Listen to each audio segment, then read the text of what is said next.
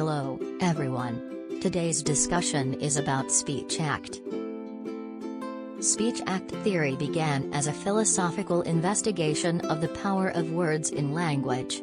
The two philosophers whose names are associated with Speech Act are John Austin and John Searle. Speech act is an action performed in saying something. We perform speech acts when we offer an apology, greeting, request, complaint, invitation, compliment, or refusal. A speech act might contain just one word, as in sorry. To perform an apology, or several words or sentences, I'm sorry I forgot your birthday. In speech act theory, a speaker is assumed to involve simultaneously in three different speech acts when uttering a sentence. These levels of speech act are called a locutionary act, an illocutionary act, and a perlocutionary act. A locutionary act, that is the act of producing a recognizable, grammatical utterance in the language. Second, an illocutionary act, that is, the real action which is performed by the utterance. The third is a perlocutionary act, that is, the effect produced by the utterance in a given context. Now, let us try to analyze this kind of sentence. Please do not smoke in this area. The first is by looking at its locutionary act. This is the act of uttering a sentence with its meaning comprising phonetic and syntactic aspect corresponding to any meaningful utterance. So, in please, do not smoke in this area, this utterance is possibly addressed to an unknown person. You. Do not, is understood as not allowed, or the negation of allowance. So, someone is not allowed to perform something. What is it that you are not allowed to do is smoking. So, locutionary act is related to the basic analysis of an utterance. Second, which is the central of the speech act, is the illocutionary act.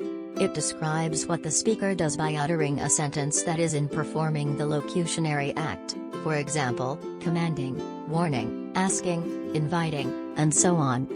In this example, please do not smoke in this area. This is a kind of forbidding act because it forbids the addressee to do something. The last is the perlocutionary act. It denotes the effects on the listener by means of performing the illocutionary act. The effect may or may not be the same as what the speaker is intended. In this example, please do not smoke in this area. The effect given by the listener may be by not smoking in that area, or not.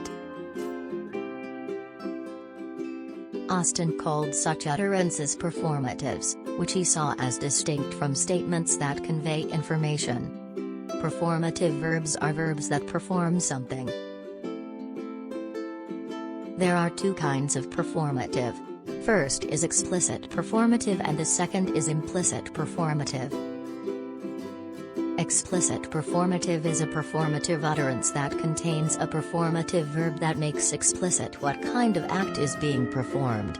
For example, I promise to come to your talk tomorrow afternoon.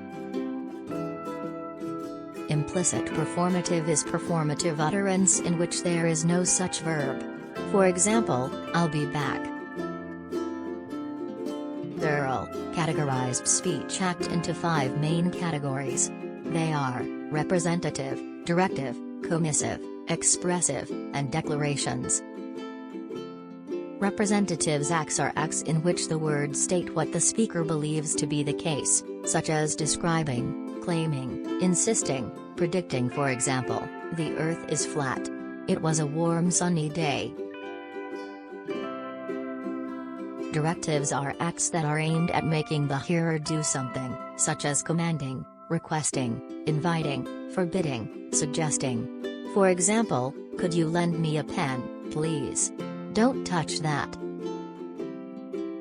Commissive includes acts in which the words commit the speaker to future action, such as promising, offering, threatening, refusing, vowing, and volunteering.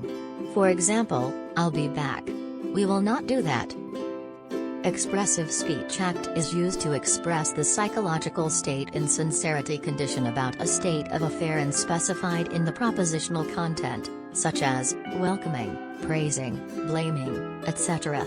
For example, I'm really sorry. Congratulations. Declarations are kinds of speech act with words that change the world by their very utterance, such as I bet, I declare, I resign. For example, a priest saying, I now pronounce you husband and wife. A judge saying, I sentence you to 6 months in prison. That's all for the first part explanation of speech act. We'll see again in the next video.